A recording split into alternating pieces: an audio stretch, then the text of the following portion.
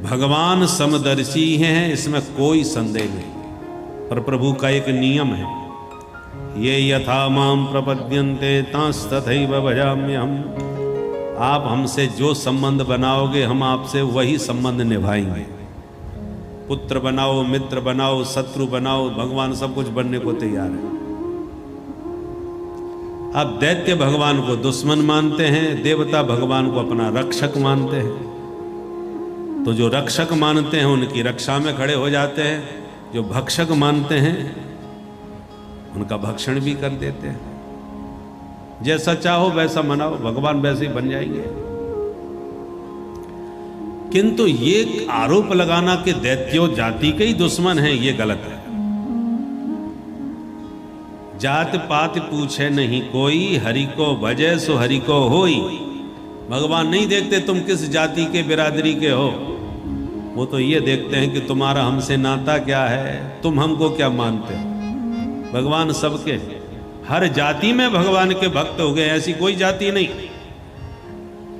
अरे मुसलमान भक्त भगवान के हो गए हैं, अनेक हो गए हैं। रैदास जी महाराज वो तो चर्मकार थे, जूता बनाते थे, और महान संतों में उनकी गिनती हुई। और ऐसे संत हो गए रैदास जी महाराज के उनकी शिष्या बनी भक्तिमती मीराबाई, उनको अपना गुरु मानते थे। ऐसे महान संत हो गए। तो भगवान नहीं देखते तुम किस जाति बिरादरी के हो, वो तो ये देखते हैं कि तुम हमको क्या मानते हो। जो मानोगे भगवान वही बन जाएंगे तुम्हारे लिए। तो ही मोहि नाते अनेक मानिए जो भाव है, जो चाहो भगवान से नाता बनाओ। यदि भगवान दैत्य जाति के दुश्मन ही होते तो ये बताओ प्रहलाद जी कौन सी जाति के थे? दैत्य पुत्र थे कि नहीं? हिरण्यकश्यपु के बेटा ही तो थे। पर हिरण्यकश्यपु दुश्मन मानता है और उसी का बेटा प्रहलाद भगवान को अपना स्वामी मानता है। तो प्रहलाद को गले लगाते हैं और उसी के पिता दैत्यराज हिरण्यकश्यपु का पेट फाड़ करके उसका भगवान संहार करते हैं। तो जाति विशेष से कोई भगवान का लेना देना नहीं, भाव के भूखे भगवान है। प्रहलाद श्री परीक्षित ने पूछा तो प्रहलाद पर कैसे कृपा करी, थोड़ा विस्तार से समझा तो महाराज। सुखदेव जी कहते अच्छा सुनो। जिस समय भगवान ने वराह अवतार लेके और हिरण्याक्ष का वध कर दिया, तब से उसका भाई हिरण्यकश्यप भगवान का कट्टर दुश्मन बन गया। मैं बदला लूंगा भाई का।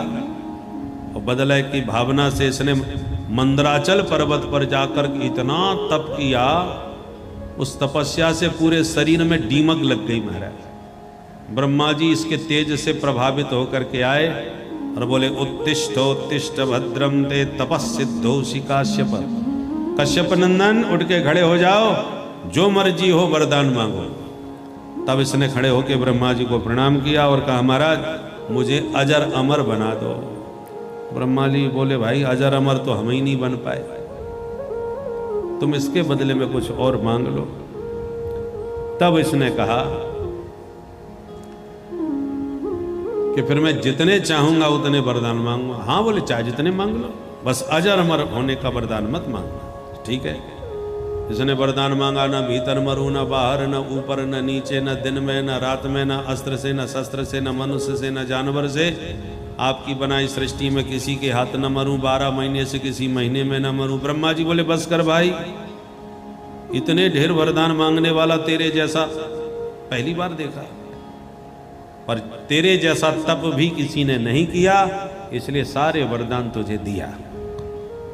अब ये खुश हो गया, इतने ढेर वरदान पाके तो मैं अमर हो ही गया, अब मुझे कौन मारेगा। दिग्विजय करने निकला और सारी धरती को जीत लिया, देवताओं को जीत लिया, वरुण से घर का पानी भरवाने लगा, इंद्र से झाड़ू पोंछा लगवाने लगा। ये स्थिति देवताओं की कर दी इसने महाराज। देवता रोने लगे, प्रभु इस पापी से कब पिंड छूटेगा। भगवान बोले प्रतीक्षा करो। समय बीता, इसके 4 पुत्र हुए, ह्राद, अनुह्राद, संह्राद, प्रहलाद। प्रहलाद जी सबसे छोटे, और प्रहलाद जी को बचपन से ही ग्रह लग गया। कृष्ण ग्रह ग्रहीतात्मा न वेद जगदीदृशम। कृष्ण ग्रह ग्रहीत प्रहलाद, कभी रोते हैं, कभी हंसते हैं, कभी नाचते हैं, कभी गाते हैं। भगवान के प्रेम में 24 घंटे डूबे रहते हैं बचपन से। बेटा सयाना है जान करके पढ़ने के लिए प्रहलाद जी को भेजा गया गुरुकुल। कौन से गुरुकुल में, कौन से विद्यालय में? हिरण्यकश्यपु दानव विश्वविद्यालय, जहां के प्राचार्य श्री संडामर्क जी महाराज, दैत्य गुरु शुक्राचार्य जी के 2 बेटे थे, संड और अमर्क। ये दोनों विद्यार्थियों को पढ़ाते थे, दैत्य पुत्रों को पढ़ाते थे, इसलिए इनको दोनों को मिला के संडामर्क बोला जाता है, जबकि हैं ये 2, संड और अमर्क। तो प्रहलाद जी को भी भर्ती कर लिया, उनको भी पढ़ाने लगे, वही दैत्यों की नीति। प्रहलाद जी को तो बिल्कुल पसंद ना आवे।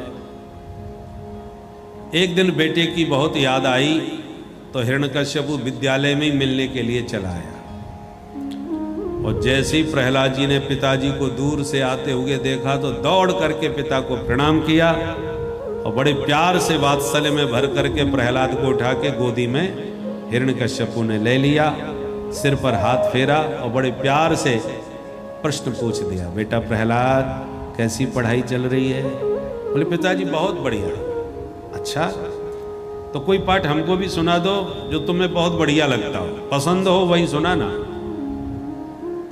ठीक है पिताजी, मुझे सबसे प्यारा पाठ एक ही लगता है।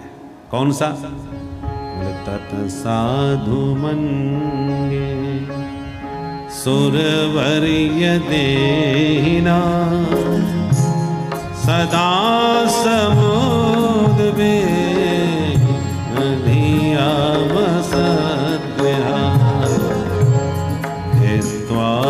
स्वात्मपादम गृहमन्धकूपं वनं गतो हरिमाश्रयेत तत् साधु मन्ये तत् साधु। पिताजी एक ही पाठ मुझे सबसे प्रिय लगा, साधु मन्ने, माने बहुत पसंद। क्या? बनम गतो यद हरिमाश्रयेत। ये घर गृहस्थी रूपी अंधकुआ से विवेक पूर्वक बाहर निकलना चाहिए और नितांत एकांत में शांत बैठ के हरि का सुमिरन करना चाहिए। यही जीवन का सर्वोत्तम पाठ है। क्योंकि जो घर गृहस्थी के अंधकुआ में गिर गया वो निकल नहीं पाता जिंदगी भर। पहली बात तो निकलने का मन ही नहीं होता। जब पत्नी पुत्र प्राप्त हो जाते हैं, विवाह हुआ, पत्नी में आसक्ति हो गई, बेटा हो गया, आसक्ति और कई गुना बढ़ गई। फिर बेटे को पढ़ाने लिखाने में पैरों पर खड़ा करने के लिए जुट गए, और फिर घर परिवार जितना बढ़ता जाता है आसक्ति का दायरा भी उतना बढ़ता चला जाता है। किसी का मन निकलने का नहीं होता, कोई कितना भी कहे अब तो भजन कर लो बाबा। बोले हाँ कर लेंगे महाराज, बस पोते का मुंह और देख ले। पोता पैदा हो गया, अब तो बाबा बन जाओ। बोले भैया बाबा बाबा बोलने लगे सो ही बाबा बन जाएंगे। अब पोता भी बाबा बाबा बोलना चालू कर दिया, बाबा अब तो बाबा बन ही गए, अब असली बाबा बन जाओ। और जैसी बाबा बनने का विचार आया तब तक देवता आ गया, बेटी का बेटा। वो बोला नाना। पोता कहता है बाबा, तो देवता कहता है नाना। सो विचार बदल गया। नाना बाबा के चक्कर में फंस के रह गए। कहां किसी को वैराग्य होता है। और गलती से वैराग्य उत्पन्न हो भी गया तो फिर परिवार के लोग नहीं बनने देते। हम तो भैया हरिद्वार में जाके भजन करेंगे, बस घर गृहस्थी सब देख ली। अब तो चले अरे दादाजी आप चले जाओगे घर बर्बाद हो जाएगा, बूढ़े बुजुर्गों का रहना बहुत जरूरी है घर में। तमाम समस्याओं की लिस्ट सुना दी जाती है और कोई जाने नहीं देना चाहता। तो पहले तो बाबा बनने का विचार नहीं आता, और जिसको विचार आता है तो फिर परिवार वाले नहीं जाने देते, तमाम समस्या लेके खड़े हो जाते हैं।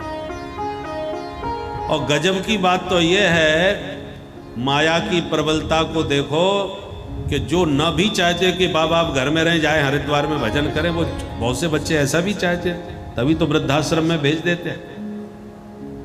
धक्का मार के भगाते हैं, खरी खोटी सुनाते हैं, भला बुरा बोलते हैं, तो पड़े पड़े बेइज्जती सहन कर लेते हैं, पर बाबा बनने का विचार नहीं करते, भजन करने का पर ध्यान नहीं देते, हर बात में टांग अड़ाते रहते हैं।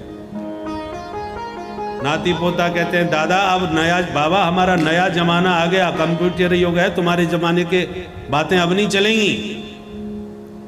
परंतु बुढ़े का मन नहीं मानता, हर बात में टांग अड़ाता है, नाती पोते फटकारते हैं, दुत्कारते हैं, फिर भी पड़ा पड़ा अपमानित होता है।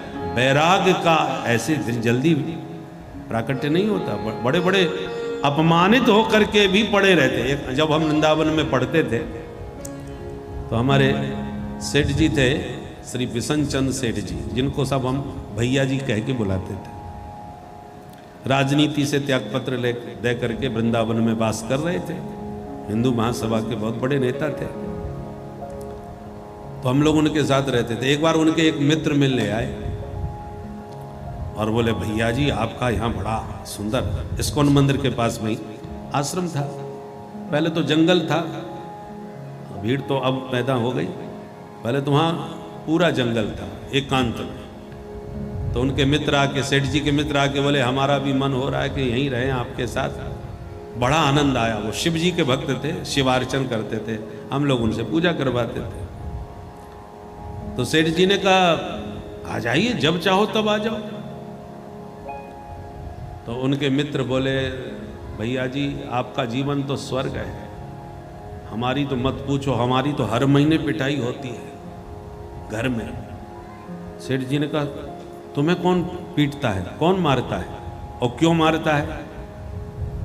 तो बोले उनके मित्र बोले कि हम सर्विस करते थे नौकरी से, तो अब रिटायर्ड हो गए, पर हर महीने हमारी पेंशन आती है, और जब पेंशन आती है तो 2 बच्चे हैं मेरे, जो पहले आता है वो मेरे से छीन के ले जाता है, और जो बाद में आता है वो मेरे को पीट के जाता है कि मुझे क्यों नहीं दिया, सबका सब पैसा उसको कैसे दे दिया। इस कारण हर महीने मेरी पिटाई हो रही है, मैं बड़ा दुखी हूं जिंदगी से। सेठ जी ने कहा जब तुम्हें पेंशन मिल ही रही है तो तुम हमारे पास आके यहीं रहो वृंदावन में, हमारी ऊपर भी तुम्हें बोझा बनने की जरूरत नहीं, पैसा तुम्हारे पास है, हर महीने सरकार दे रही है, उसका जो खर्चा हो तुम अपना करते रहो, आनंद से वृंदावन में राधे राधे करो। तो तुरंत हाथ जोड़ के बोले भैया जी मन तो मेरा भी है तुम्हारे साथ रहूं, पर मुझे अपने पोते से बहुत प्यार है, उसके बिना नहीं रह पाऊंगा मैं। मेरा पोता मुझसे बहुत प्यार करता है, मेरे साथ में ही सोता है, मेरे साथ में ही खाता है, उसके बिना मेरा कहीं मन नहीं लगने वाला। सेठ जी ने कहा तो ठीक है, हर महीने पिटने की व्यवस्था करो। तो पिटने को तैयार है पर छोड़ने को तैयार नहीं है। यह है माया की प्रबल आसक्ति, माया का बंधन। तो प्रहलाद जी कहते हैं गृह मंद कूपम, ये घर गृहस्थी का अंधकूप है, इससे बाहर निकल के एकांत में जाके वन में भगवान का भजन करो। पिताजी हमको सबसे बढ़िया पाठ यही भाता है। जब हिरण्यकश्यपु ने ये पाठ सुना तो उसका तो मूड खराब हो गया। मेरा बेटा तो बाबा वैरागी बनने की बात कर रहा है। क्रोध भयंकर आया पर मन को समझाया, बच्चा है, बच्चा तो वही बोलेगा जो उसको सिखाया जाएगा। मेरे बच्चे की कोई गलती नहीं, गड़बड़ तो आचार्य लोग कर रहे हैं जो इसको पढ़ा रहे हैं, ऊटपटांग बात है। प्रहलाद जी से हिरण्यकश्यपु ने कहा बेटा जाओ और अपने गुरुजी को हमारे पास भेजो जो तुम्हें पढ़ा रहे हैं। प्रहलाद जी विद्यालय में भीतर आके बोले गुरुजी आपको हमारे पिताजी याद कर रहे हैं। अब गुरुजी भागते हुए गए, अरे आओ आओ सरकार पधारो, स्वागत है। हिरण्यकश्यपु ने कहा पहले ये बताओ मेरे बेटे को तुम ही पढ़ाते हो? बोले हाँ हाँ सरकार हम ही पढ़ा रहे। तो बोले यही पढ़ाई चल रही है? मेरा बच्चा मेरी गोद में मुझसे कहता है कि वन में जाके हरि का भजन करो, यही विद्या का सार है। मेरे बच्चे को बाबा बैरागी बनाना चाहते हो क्या? अरे मेरा बेटा राजकुमार है, उसे राजनीति सिखानी चाहिए और तुम ये फालतू की बातें सिखा रहे हो। सारी शिक्षा का भगवाकरण कर रखा है तुम लोगों ने। बहुत डांटा फटका। अब गुरुजी तो घबरा गए, हाथ जोड़ के बोले सरकार हमसे चाहे जिसकी सौगंध खवा लो, हमारे विद्यालय में ऐसा एक भी कोर्स नहीं है जैसा आपका बेटा बोल रहा है। ये सब हम नहीं पढ़ाते। हमें तो लगता है विपक्ष की साजिश है। आपके विरोधियों ने आपके बेटे को मौका पाकर के ये उल्टा सीधा सिखाया, भड़काया है। हमारे विद्यालय में तो वही पढ़ाया जाता है जो आप हमको आदेश देते हैं। आपने कहा था गामा ने गणेश पढ़ाना बंद करो, सांप्रदायिकता फैलती है। हमने तुरंत गणेश जी अलग कर दिया और गामा ने गधा पढ़ाना चालू कर दिया। तो हम वही पढ़ाते हैं जो आप हमको आदेश देते हैं। हिरण्यकश्यपु ने कहा वो मैं कुछ नहीं जानता, मेरे बच्चे ने आज जो बकवास की वो दोबारा कहीं मैंने उसके मुंह से सुना तो तुम जिंदा नहीं बचोगे। यों धमकी देके हिरण्यकश्यपु चला गया। अब गुरुजी परेशान हो गए, डंडा उठाया और प्रहलाद जी के पास आके बोले क्यों रे मूर्ख, दैत्यों के चंदन जैसे बगीचा में तू बमूर का पेड़ कहां से पैदा हो गया? दैत्य चंदन बने जातोयम कंटकद्रुम। प्रहलाद जी को डांटा, खबरदार जो आज के बाद ऐसी बकवास करी तो। प्रहलाद जी ने ज्यादा बहस नहीं करी, समय बीता।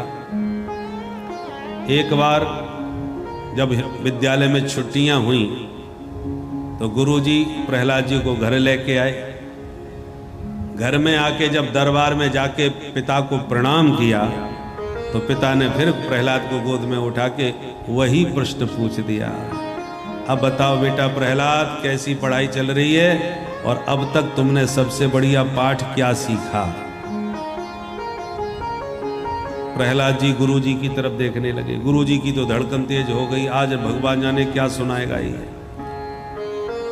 और प्रहलाद जी गुरुजी को इशारे में बोले गुरुजी पिताजी बढ़िया वाली बात पूछ रहे हैं तो मैं घटिया वाली नहीं सुनाऊंगा। जब बढ़िया पूछ रहे हैं तो बढ़िया ही बताना चाहिए। प्रहलाद जी मुस्कुरा के बोले पिताजी मैंने 9 पाठ याद कर लिए। अरे वाह बेटा, 9 पाठ कौन कौन से याद किए? तो प्रहलाद जी ने सुना दी नवदा भक्ति, श्रवणम कीर्तनम विष्णु स्मरणम पाद सेवनम अर्चनम वंदनम दास्यम सख्यमात्म निवेदनम। जो नवदा भक्ति का व्याख्यान विस्तार पूर्वक दिया, सुन सुन के हिरण्यकश्यपु पागल हो गया। क्रोध में उठा के प्रहलाद जी को गोद से दूर फेंक दिया और निकाल के तलवार गुरुजी की गर्दन पर सबसे पहले धर दिया।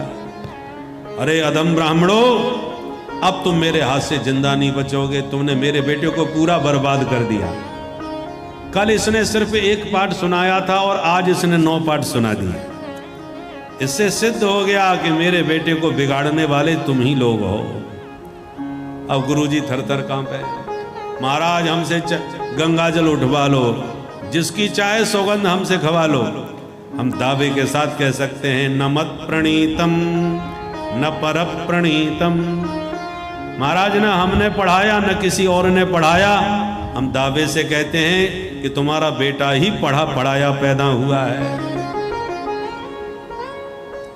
नैसर्गिकीयं मतिरस्य राजन् नियच्छ मन्युं कददास्ममान। अब हिरण्यकश्यपु चिंता में पड़ गया कि गुरुपुत्र मेरे से झूठ नहीं बोल सकते। प्रहलाद से कहा प्रहलाद तू मुझे आज सत्य सत्य बता, तेरी बुद्धि कौन बिगाड़ रहा है? झूठ मत बोलना। प्रहलाद जी ने मुस्कुरा के जवाब दिया, सो जानहि जहि देहु जनाहि, सो जानहि जहि देहु जनाहि। जानत तुमहि तुम ही होई जाई। जानत तुम ही होई जाई। मूकं करोति वाचालं कम्मलं लयते गिरिं यत्कृपातमहं वन्दे परमानंद माधवं। सो जाने जय देव जनाए। जय देव जनाए। जय देव जनाए। पिताजी, भगवान की कृपा जिसके ऊपर होती है वो बिना पढ़े ही सब कुछ पढ़ जाता है। गूंगे को भी वो वाचाल बना देते हैं। प्रभु की कृपा से मैं उस सत्य को पहचानता हूं जिसको शास्त्र विविध रूपों से बतलाते हैं। हिरण्यकश्यपु ने कहा, मैंने समझ लिया मेरा बेटा पूरी तरह बर्बाद हो चुका है, अब ये सुधर नहीं सकता। और ये भी मैं समझ गया इसमें जो भगवत भक्ति का भयंकर रोग लगा है, ये बीमारी संक्रामक है, छूत की बीमारी, कोरोना की तरह फैलने वाली बीमारी है। एक भजनानंदी सिद्ध संत कहीं प्रकट हो जाए तो उसके संपर्क में जो भी आते हैं वो भी भजनानंदी अपने आप बन जाते हैं। हमारे प्रभुपाद जी महाराज ने विदेशों में जाके हरि बोल करना चालू किया तो न जाने कितने विदेशियों को सिखा सूत्रधारी हरि बोल करना सिखा दिया। बीमारी फैल गई।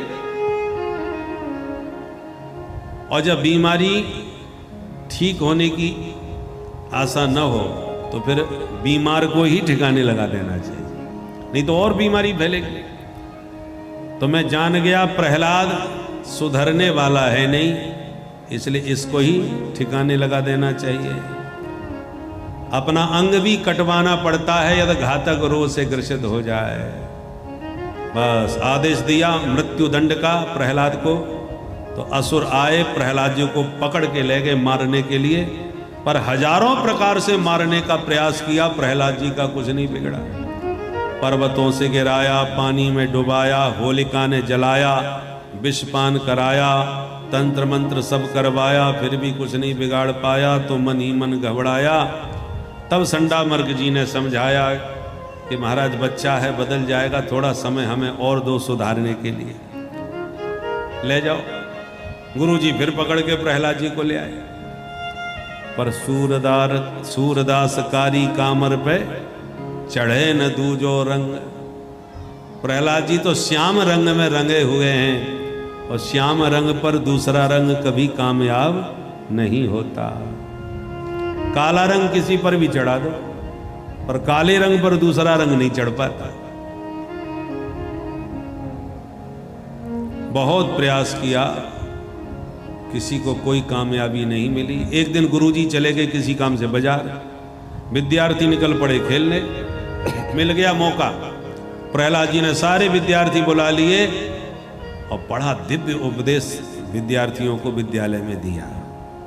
कौमार आचरित प्राज्ञो धर्मान भागवतान दुर्लभम मानुषम जन्म तदप्य ध्रुवमातरम। प्रहलाद जी कहते मित्रों, ये मनुष्य शरीर बड़ा दुर्लभ है, भगवत प्राप्ति के लिए मिला है। कुमार अवस्था से ही भगवत प्राप्ति का प्रयास प्रारंभ कर देना चाहिए। 100 साल की उम्र भी मिल जाए तो भजन के लिए कोई समय नहीं होता। मान के चलो तुम्हारी 100 साल की उम्र है, तो रात में तो सो के समय बर्बाद करते हो, तो आधी उम्र सोने में गई, 50 साल बीत गए सोने में। अब प्रारंभ के 20 साल हैं, मौज मस्ती में खेलने कूदने में बीत जाते हैं, ज्ञान ही नहीं होता हमको क्या करना चाहिए। अब बचे 30, तो 80 के बाद के जो 20 वर्ष हैं उन्हें पहले ही अपने जीवन से निकाल दो कि 80 के ऊपर पहले तो जा नहीं पाओगे, और चले भी गए तो किसी काम के नहीं रह जाओगे। क्या साधन करोगे?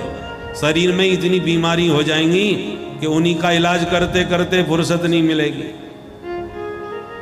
अब बचे 10, बस ये जो 10 जो जवानी के हैं उसमें जहां विवाह हुआ नहीं कि फिर देवी जी के कान में मंत्र सुनाई पड़ते हैं, बच्चे की फीस जमा करनी है, आटा दाल चावल लाना है, राशन पानी खत्म हो गया है, दुनिया भर की बातें सुनने को मिलेंगी और उन्हीं नौनते लकड़ी में भागते फिरोगे। कथम प्रियाया अनुकंपकाया संगम रहस्यम रुचिराश्च मंत्रान। देवी जी के मंत्र ही अच्छे लगेंगे और नौनते लकड़ी में भागते फिरोगे। कहाँ किस जवानी में किसको भजन भाता है, कहाँ समय मिलता है। अनेक प्रपंच, जितने बड़े होते जाओगे प्रपंच पढ़ते जाएंगे। इसलिए मित्रों 100 साल में भी कोई समय भजन का निर्धारित नहीं होता। जिंदगी जब तक रहेगी फुर्सत न होगी काम से, कुछ समय ऐसा निकालो प्रेम कर लो श्री राम से। इसलिए मित्रों अभी से प्रयास करो। विद्यार्थी बोले प्रहलाद गुरुजी तो ये सब बातें सिखाते नहीं, फिर तू कहां से सीख गया भाई? प्रहलाद जी बोले जब हम माँ के पेट में थे तब नारद जी ने मेरी माँ को ये बातें सिखाई, माँ के पेट में हम भी सीख लिए। विद्यार्थी बोले इसका मतलब गुरुजी उस दिन ठीक कह रहे थे, ये पढ़ा पढ़ाया पैदा हुआ है, तो मैया के पेट में ही पढ़ के आ गया। प्रहलाद सच कहते हैं तेरे साथ कीर्तन करने का हमारा बहुत मन है, पर तेरे पिताजी के डर के मारे हिम्मत टूट जाती है, साहस नहीं होता। प्रहलाद जी कहते हैं जिन परम पिता ने मेरी रक्षा करी वो क्या तुम्हारी रक्षा नहीं करेंगे? अरे वो सारे जगत के पिता हैं, जगत पिता।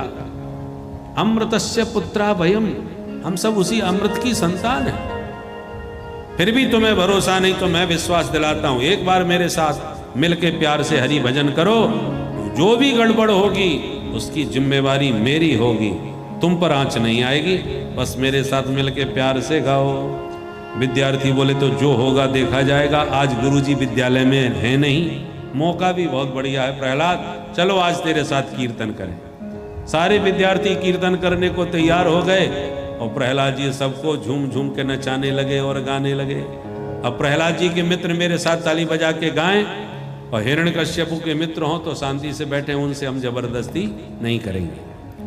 विद्यार्थी प्रहलाद के मित्र तो सब गा उठे, गोविंद मेरो है गोपाल मेरो है, गोविंद मेरो है ताली बजाते हुए, गोपाल मेरो है, गोविंद मेरो है गोपाल मेरो है, गोविंद मेरो है गोपाल मेरो है, श्री बांके बिहारी नंदलाल मेरो है, श्री बांके बिहारी नंदलाल मेरो है।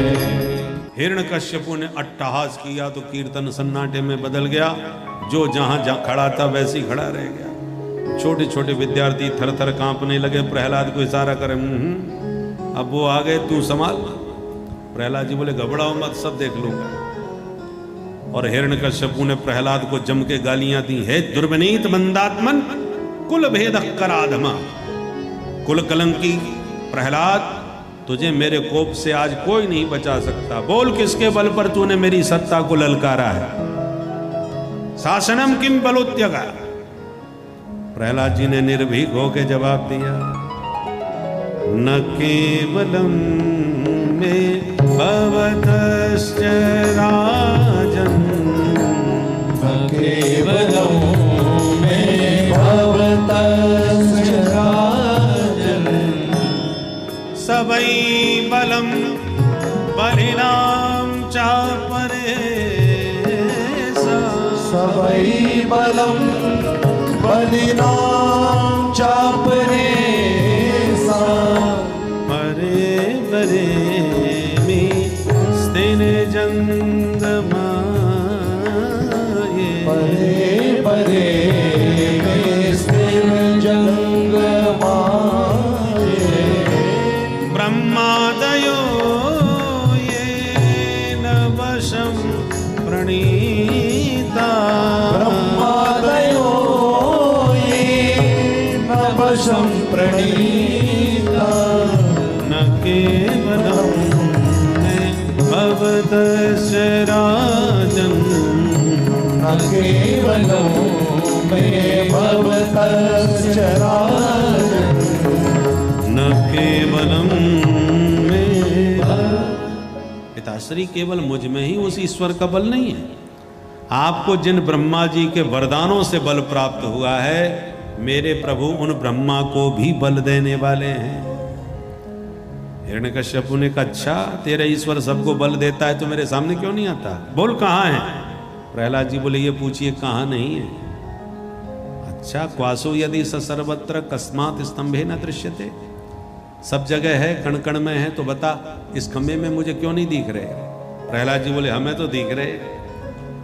अच्छा, तेरा भगवान इस खंबे में भी है? बोले हाँ। और भगवान कहाँ?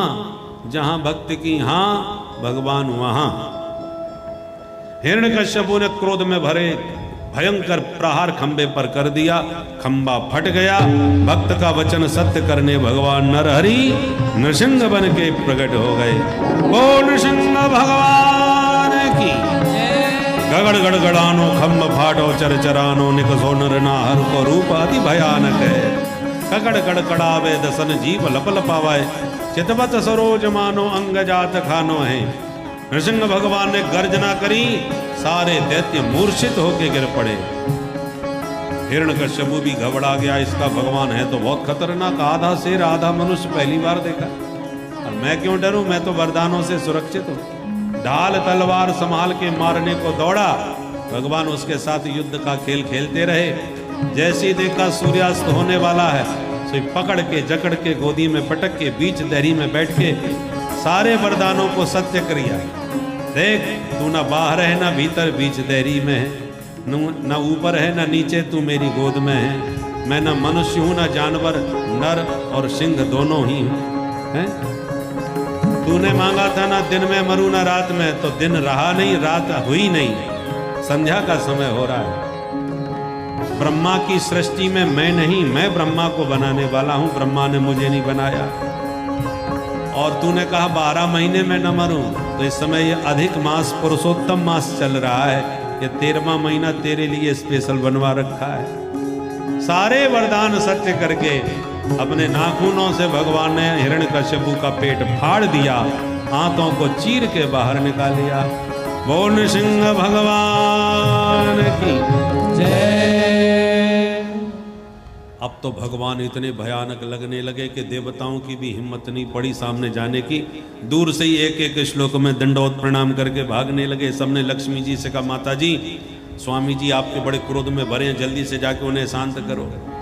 लक्ष्मी जी बोली, मेरे स्वामी जी तो हमेशा ही शांताकारम भुजग शयनम है। बोले, माता जी कहीं से भी शांताकारम नहीं दिख रहे, आप ही चल के देख लो। तो सोने की थाली में आरती सजा के छमछम करती प्रियतम को मनाने पधारी लक्ष्मी, और चरणों में प्रणाम करके जब आरती घुमाई, भगवान के मुंह पर जब आरती फेरी तो भगवान ने मुंह फाड़ के इतनी जोर की दहाड़ मारी कि थाली फेंके दैया मैया करके भागती लक्ष्मी जी दिखाई पड़ी। मेरे स्वामी जी इतने खतरनाक मैंने पहली बार देखे भाई। अब सब सिर पकड़ के बोले, अब कहाँ जाएं? तब सबने मिलके प्रहलाद जी से कहा, पुत्र तेरी प्रार्थना पर प्रभु ने यह विचित्र रूप बनाया है, तू ही इनको शांत कर सकता है।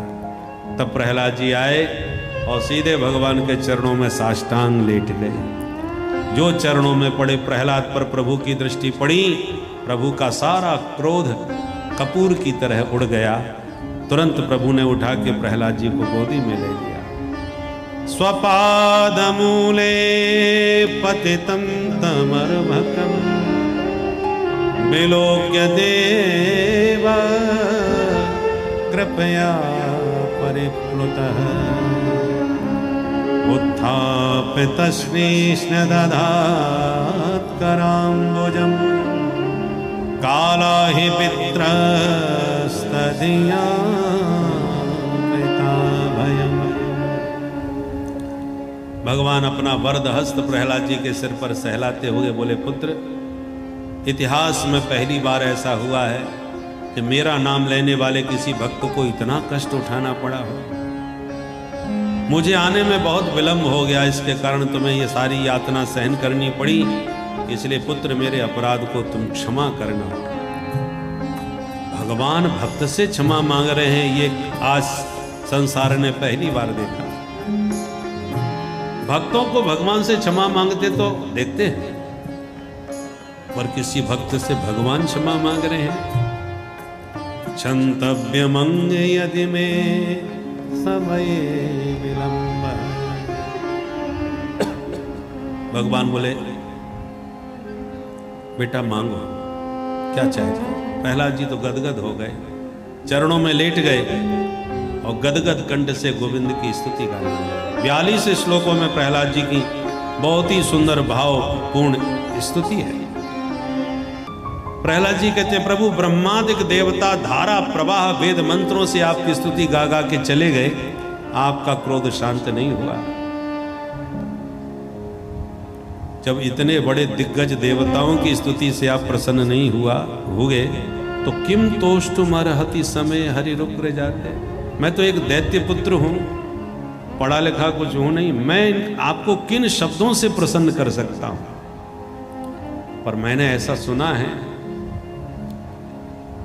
कि कोई धन के अभिमान में रहता है, मन्ने धनाभिजन रूप तपस्रुतौजा। कोई वैदिक विद्वान है तो कोई तपस्या से परिपूर्ण है, कोई धन से परिपूर्ण है। ये सब आपको प्रभावित नहीं करते। आप कितने भी बड़े तपस्वी तेजस्वी यशस्वी बने रहो, भगवान यदि प्रसन्न होते हैं तो केवल भक्ति से प्रसन्न होते हैं। और आपके अंदर भक्ति है तो इसके अलावा फिर कुछ भी ना हो तो ठाकुर जी रीझ जाते हैं। प्रमाण क्या है? बोले भक्त्या तो तोष भगवान गज यूथ पाय। गजराज हाथियों का राजा कौन से विश्वविद्यालय में पढ़ने गया होगा, क्या उसमें योग्यता होगी? पशु जाति का था हाथी, पर भगवत भक्ति से भर के उसने भाव से भगवान की स्तुति गा के एक कमल चढ़ा दिया तो कमलाकांत उस पर रीझ कर दौड़े चले आए। तो जब गजराज आपको प्रसन्न कर सकता है पुष्प समर्पित करके, तो मुझे भी भरोसा है कि भले ही मैं दैत्य जाति का हूं तो क्या हुआ, आप मेरे भाव भक्ति से निश्चित प्रसन्न होंगे। भगवान गदगद होके बोले बेटा मांगो क्या चाहते हो। प्रहलाद जी बोले लेना देना व्यापारियों के बीच में होता है सरकार, हमारे आपके बीच में कैसा लेन देन। भगवान बोले फिर भी मेरी प्रसन्नता के लिए कुछ तो मुझसे मांग लो। प्रहलाद जी बोले यदि मांगने से आप प्रसन्न होते हैं तो मैं यही मांगता हूं प्रभु कि मेरे जीवन में कभी कुछ मांगने की इच्छा ही पैदा ना हो। भगवान बोले बेटा तुम मांग नहीं सकते और हम दिए बिना रह भी नहीं सकते। चलो बैठो सिंहासन पर और पिता के पद पर बैठ के एक मनवंतर पर्यंत राज्य करो, उसके बाद मेरे पार्षद बन के सदा मेरे साथ रहो। और इतना कह करके प्रहलाद जी को हाथ पकड़ के सिंहासन पर बैठा दिया और प्रभु ने अभिषेक कर दिया। पद पर बैठते ही पिताजी की याद आ गई तो प्रहलाद जी बोले सरकार एक वरदान दे ही दो। क्या? बोले इसी पद पर मेरे पिता ने बैठ के बहुत गालियां आपको दी हैं, कहीं मेरे पिता की अधोगति ना हो जाए, मेरे पिता को सदगति प्राप्त हो, ऐसा वरदान चाहता हूं। भगवान बोले बेटा तुम जैसा भक्त जिस घर में जन्म लेता है उस परिवार की 21 पीढ़ियां तर जाती हैं। मैया बाप की तो बात ही छोड़ दो, जाओ अपने पिता का अंतिम संस्कार करके आओ। प्रहलाद जी प्रणाम करके चल दिए और तुरंत ब्रह्मा जी प्रकट होके प्रभु से बोले सरकार आपने बड़ी कृपा करी जो इस दुष्ट दैत्य को मार दिया, क्योंकि इस दैत्य ने मुझसे ही वरदान लिए और सबसे ज्यादा मेरे को ही परेशान किया। भगवान ने डांटते हुए ब्रह्मा जी से कहा ब्रह्मा जी खबरदार जो किसी दुष्ट दैत्य को दोबारा इतने वरदान दिए तो। सर्पों को अमृत पिलाने का काम करने लगे हो आजकल। सारा विश्व आतंकवाद से त्रस्त है और कोई सरकार आतंकवादियों को ही परमाणु बम और पकड़ाने लग जाए तो विश्व का क्या परिणाम होगा। इसलिए पात्रतानुसार शक्ति देनी चाहिए। दुष्टों के हाथ में यदि शक्ति जाएगी तो दूसरों को सताने के लिए ही उनकी शक्ति होती है। शक्ति ही परेशान परपीडनाय। और सज्जनों के हाथ में जब शक्ति होती है तो संरक्षणाय। सज्जन की शक्ति संरक्षण देती है और दुष्टों की शक्ति आतंक फैलाती है। सनातन धर्मी सनातनी हिंदू स्वभाव से ही सहिष्णु होते हैं, अहिंसक होते हैं। हिंसा उनके स्वभाव में नहीं होती। चींटा भी मर जाए तो हम लोगों को कष्ट हो जाता है, वेदना हो जाती है। इतने हम सहिष्णु और संवेदनशील होते हैं। इसलिए सनातनी कहीं भी हों, उनके संरक्षण में सब सुरक्षित रह सकते हैं। कोई भी विधर्मी हो, कैसा भी हो, जहां हिंदुओं का, सनातनियों का वर्चस्व होगा, वहां किसी को भयभीत होने की आवश्यकता नहीं रहती। सब उनके बीच में सुरक्षित, संरक्षित रहते हैं। परंतु जिनकी प्रकृति स्वभाव में ही हिंसा है, उनके पास में शक्ति हाथ लग जाए, उनके हाथ, जो हिंसक प्रवृत्ति के लोग हैं वो शक्तिशाली हो जाएं और उनका बहुमत हो जाए, उनके बीच में कोई हिंदू सुरक्षित रह पाए, ये बहुत संभव नहीं है, असंभव ही समझिए। इसके प्रमाण बाहर जाने की जो नहीं, अपने देश में ही पर्याप्त है। जहां जहां हिंदुओं के अतिरिक्त कोई भी विधर्मी जब बहुसंख्यक हो जाते हैं, तो या तो पलायन करना पड़ता है, या प्राण गंवाने पड़ते हैं, या धर्मांतरण ही करना पड़ता है। इसके अलावा और कोई जीने का आधार नहीं रह जाता। इसलिए शक्तिशाली यदि सज्जन पुरुष होंगे तो समाज में किसी को भी भयभीत होने की आवश्यकता नहीं। पर दुर्जनों को यदि शक्ति संपन्न कर दिया तो कोई सुरक्षित रहना किसी के लिए संभव नहीं हो पाएगा। इसलिए भगवान ने ब्रह्मा जी को फटकारा कि जो स्वभाव से ही दुष्ट थे, ऐसे हिंसक दैत्यों को तुमने इतने वरदान दे कैसे दिए बिना सोचे समझे। ब्रह्मा जी ने कान पकड़ लिया, वो खाई सो खाई, आंखें खाई तो राम दुहाई। जिंदगी में ऐसी गलती फिर कभी नहीं करेंगे। सुखदेव जी कहते हैं, परीक्षित अब तुम ही बताओ, कौन कहेगा कि भगवान पक्षपाती हैं। दैत्य जाति के होते हुए भी प्रहलाद जी पर भगवान ने देखो कितना स्नेह बरसाया। इसलिए भगवान समदर्शी हैं। पर आप जिस भाव से भगवान को भजोगे, भगवान तुम्हें उसी भाव से स्वीकार करते हैं। बोल भक्त वत्सल भगवान की जय।